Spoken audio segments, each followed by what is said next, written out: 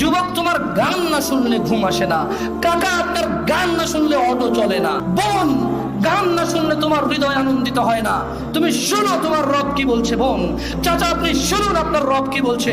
যুবক, তুমি শোনো তোমার স্রষ্টা, যার কাছে তোমার নিঃশ্বাস, যিনি চাইলে তোমাকে দগ্ধ করে দিতে পারে জ্বলন্ত আগুনে, যিনি চাইলে তোমাকে দান করতে পারে বাগ বাগিচা নহর।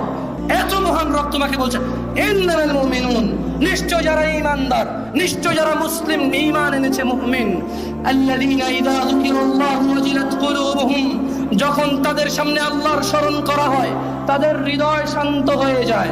ওয়া ইযা তুলিয়াত আলাইহিম আয়াতুহু যাদাতুহুম ঈমানা, আর যখন তাদেরকে আল্লাহর দিকে ডাকা হয় কোরআনুল কারীমের আয়াত দিয়ে, যাদাতুহুম ঈমানা, তখন তাদের ঈমান বৃদ্ধি হয়ে যায়। ওয়া আলা রাব্বিহিম ইয়াতাওয়াক্কালুন, তাদের প্রতিপালকের প্রতি তাদের আরো ভরসা বেড়ে যায়।